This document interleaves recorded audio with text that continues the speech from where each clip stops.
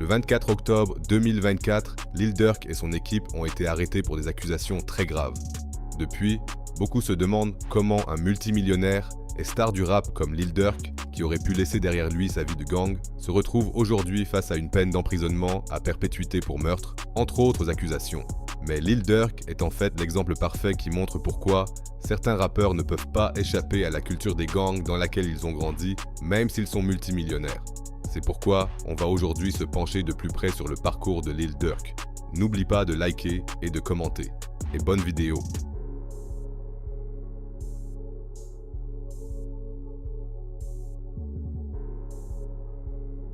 Durk Devon Banks, alias Lil Durk, est né le 19 octobre 1992 à Inglewood, un quartier du sud de Chicago. Ce quartier a eu un impact énorme sur sa vie dès sa naissance. Son père, Don Banks Sr., connu dans la rue sous le nom de Big Durk, faisait partie du plus gros réseau de trafic de drogue de la ville et bossait avec des figures du milieu comme Larry Hoover, un des cofondateurs des Gangster Disciples. Lil Durk a donc grandi dans un milieu criminel. Et en 1993, alors que Durk n'avait que 7 mois, la police a commencé à démanteler petit à petit le réseau de trafic de drogue de son père, ce qui a conduit à son arrestation. Des drogues d'une valeur de plusieurs millions de dollars auraient été saisies lors de son arrestation. Ça montre bien l'importance de Big Durk dans les rues. Comme le père de Durk n'a trahi aucun de ses complices, il a été condamné à la prison à vie juste 1 an plus tard. Sa mère a donc dû l'élever seule avec ses 2 sœurs et son frère aîné, D-Tang. Comme elle n'avait pas assez d'argent, ils ont emménagé chez leur grand-mère. Là-bas, il a dû partager 3 pièces avec 10 membres de sa famille, tandis que sa mère travaillait la plupart du temps comme aide-soignante. C'est pourquoi Lil Durk sortait souvent et passait beaucoup de temps dans la rue, où il a rapidement appris quelle réputation son père avait dans le quartier. Tout le monde le traitait avec respect, ou lui glissait de l'argent ici et là, si bien que Durk voulait suivre les traces de son père dès son enfance. D'après son propre récit, il a commencé à vendre de la drogue à l'âge de 10 ans et s'est ensuite enfoncé de plus en plus dans le milieu criminel. Comme son quartier était désormais contrôlé par le gang des Black Disciples et que beaucoup de ses potes en faisaient partie, Durk a aussi rejoint les BD, même si son père était en fait membre du gang rival, les Gangster Disciples. Il a donc été plongé très tôt dans la culture des gangs et a perdu plus de 30 de ses potes dans des violences au fil des ans. Chicago était en proie à une guerre des gangs entre les gangsters et les Black Disciples. Chaque fois que lui et son gang perdaient un pote, ils se vengeaient sur le gang rival, ce qui a poussé Durk à s'enfoncer de plus en plus dans la culture des gangs. C'était un cercle vicieux dont il était impossible de sortir. À 17 ans, il est devenu papa pour la première fois. Il avait donc toutes les mauvaises cartes en main pour réussir. Mais parallèlement à ses activités de gang, Durk et beaucoup d'autres membres de gang se sont intéressés de plus en plus au rap, ont écrit leurs premiers textes et ont sorti des chansons sur MySpace et YouTube, où ils ont eu quelques milliers de vues. Ça a poussé Durk à prendre le rap un peu plus au sérieux et en 2010, il a formé un groupe appelé Only the Family, OTF en abrégé, avec ses potes les plus proches.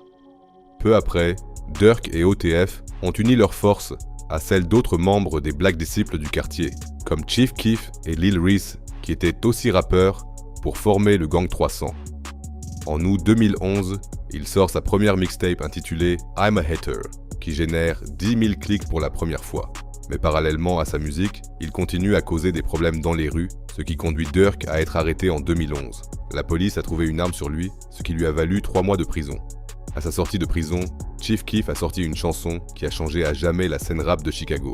En mars 2012, la chanson Don't Like est sortie et a connu un tel succès que, du jour au lendemain, tous les regards se sont tournés vers la scène Southside Chicago. À peine 2 semaines plus tard, Durk sort un single issu de sa deuxième mixtape, Else Anthem, l'une des chansons les plus controversées de l'histoire du rap de Chicago. C'est cette chanson qui devient virale du jour au lendemain, qui permet non seulement à Durk de signer un contrat avec Def Jam Records, mais aussi de garantir que désormais, les guerres à Chicago se livreront dans la musique. Dans cette chanson qui a même été diffusée à la radio, Durk a insulté les gangs rivaux Brick Squad et Rugger World, ce qui a poussé un membre de Brick Squad, Lil Jojo, à se lancer dans le rap uniquement à cause de ce morceau. Il a sorti une chanson intitulée BDK, qui signifie Black Disciples Killer, dans laquelle il insulte Durk et tout son gang. Cette chanson est également devenue virale, ce qui a valu à Lil Jojo d'être traqué par de nombreuses personnes. Lil Reese et Lil Durk auraient même tiré sur Lil Jojo, comme Jojo l'a annoncé sur Twitter. Mais il s'en fichait. Jojo a simplement continué à les insulter dans ses chansons et sur Twitter et a même annoncé où il se trouvait le 4 septembre, ce qui a finalement scellé son destin. Le même jour, Jojo, âgé de 18 ans, a été abattu sur son vélo au milieu de la rue et est mort sur place. Depuis que Lil Jojo a été tué dans une guerre de gang entre Brick Squad et Ruger World, les deux gangs ont changé de nom pour devenir Jojo World, tandis que Chief Keef et Lil Durk se sont moqués de la mort de Lil Jojo sur Twitter.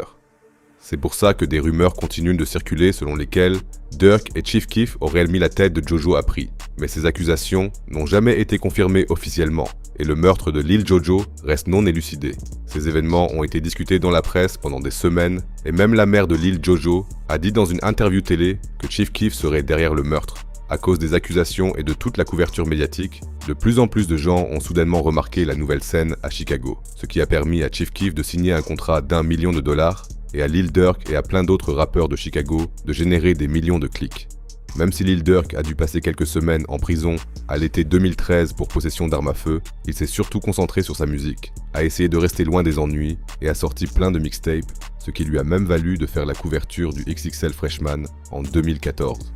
En 2015, il a sorti son premier album, Remember My Name, qui a atteint la 13e place du classement Billboard. Un an plus tard, il sort son deuxième album, qui est malheureusement un flop. Du coup, Def Jam rompt son contrat et Lil Durk signe avec Alamo et Interscope Records en 2018, avec qui il sort son troisième album. Ce label lui donne l'opportunité de monter son propre crew. C'est pourquoi il signe de nombreux membres de gangs ou s'assure qu'ils obtiennent un contrat. En fait, c'était une chose honorable à faire.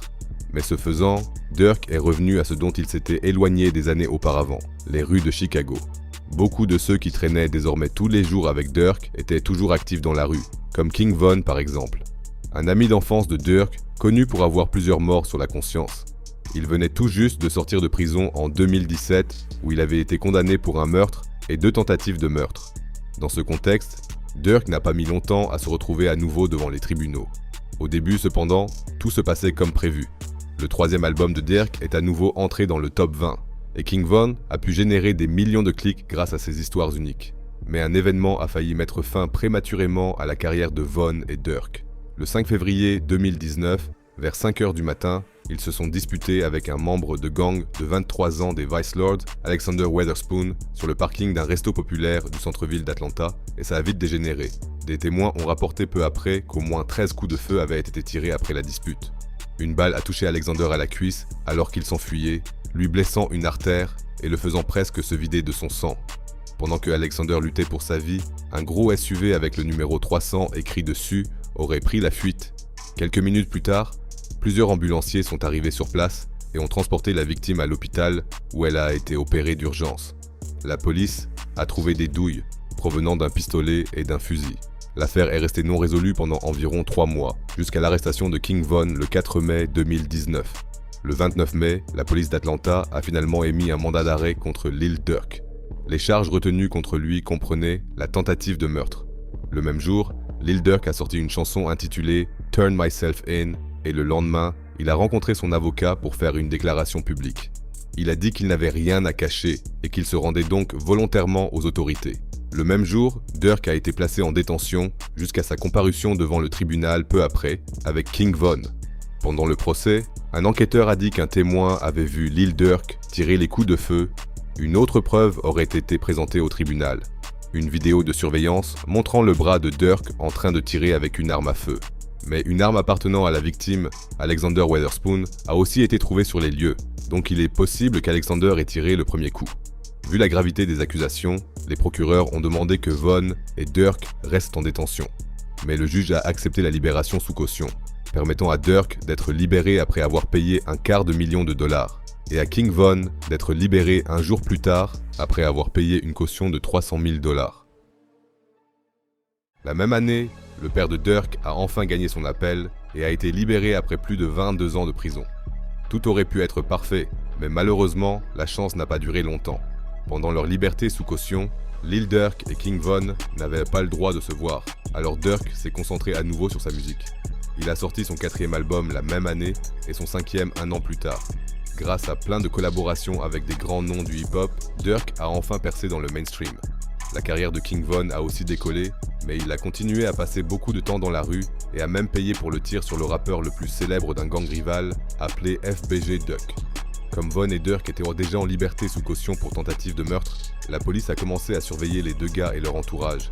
Mais King Von a continué comme si de rien n'était, jusqu'à ce qu'un événement survenu à l'hiver 2020 change tout. Le 6 novembre, King Von a aperçu un autre rappeur nommé Quando Rondo avec ses potes devant une boîte de nuit, alors que Von et son crew se rendaient à une fête. Quand Rondo et King Von se connaissaient déjà et avaient même tourné ensemble dans une vidéo. Mais peu après l'enregistrement de la vidéo, Quando Rondo a signé avec le rappeur NBA Youngboy, avec qui King Von avait un différend, faisant ainsi de Quando Rondo un ennemi de King Von. C'est pourquoi il a attaqué Rondo lorsqu'il l'a vu devant la boîte de nuit ce soir-là. Et la situation a très vite dégénéré. Après que Von ait donné les premiers coups à Quando Rondo, un des potes de Quando, Lil Tim a sorti un flingue et a tiré plusieurs fois sur King Von, le blessant mortellement. Lil Durk était dehors à ce moment-là et a dû regarder son pote King Von se faire tirer dessus en direct. Mais ce n'était pas tout. 7 mois seulement après King Von, son frère aîné D-Tank a aussi été tué par balle. Et c'est précisément ces deux événements, associés à la mentalité de gang qui lui avait été inculquée depuis l'enfance, qui ont poussé Lil Durk à retomber dans ses anciens schémas. Mais au début, le public n'a rien remarqué. Malgré toutes ces difficultés, Durk a continué à produire et a sorti 4 albums entre 2020 et aujourd'hui, qui ont tous bien marché. Il a bossé avec de grands noms comme Alicia Keys, J. Cole, Burna Boy et même des stars de la country, et a même gagné un Grammy Award dans la catégorie Meilleure performance rap mélodique pour la chanson All My Life. Sa dernière accusation pour tentative de meurtre en 2019 a aussi été abandonnée en 2022. Et Durk a annoncé il y a quelques mois que son casier judiciaire avait enfin été effacé après toutes ces années, ce qui fait de lui un homme officiellement libre. Il est entré dans une clinique de désintoxication début 2020 pour lutter contre sa dépendance aux médicaments et avait même prévu de construire sa propre clinique de désintoxication pour aider les jeunes de Chicago. Durk a aussi dit dans une interview qu'il allait maintenant se concentrer sur l'islam, religion à laquelle il s'était converti il y a des années, et qu'il ne pouvait donc plus faire partie de la culture des gangs. Il a même pris position contre la violence à Chicago en fondant une association caritative appelée Neighborhood Heroes. Le changement radical de Durk a aussi été remarqué par la société, qui lui a remis les clés de la ville de Chicago. Pour le public, il semblait vraiment avoir définitivement tourné la page de sa vie de gang. Mais en coulisses, les choses étaient bien différentes. Même si Durk était au sommet de sa carrière, il restait une chose à régler, à savoir la mort de King Von. Après la mort de King Von, son tueur, Lil Tim, a été acquitté du meurtre pour légitime défense et a commencé à critiquer Von dans ses chansons avec Quando Rondo. Comme Von était un super pote et membre du gang OTF de Durk, les voix sur internet se sont faites de plus en plus fortes, exigeant que Durk venge King Von. C'est comme ça qu'est né le slogan Slide for Von, que les fans ont posté sous toutes les vidéos de Durk, de sorte que Durk a peu à peu dû faire quelque chose pour regagner leur respect. Et c'était exactement ce qu'il a fait. Selon la police, Lil Durk a mis une prime sur la tête de Quando Rondo et Lil Tim peu après et a organisé le voyage de 5 membres de son crew OTF de Chicago à Los Angeles en août 2022, où Quando Rondo était à ce moment-là. Ils ont cherché Quando et l'ont trouvé peu après dans une station-service. Ils ont alors ouvert le feu sur sa voiture. Mais au lieu de le toucher, les balles ont atteint son pote Lil Pup, qui est mort sur place. Après ça, Durk a commencé à critiquer Quando et a laissé entendre plusieurs fois qu'il était peut-être responsable de la mort de son pote, sans savoir que la police était déjà sur son cou.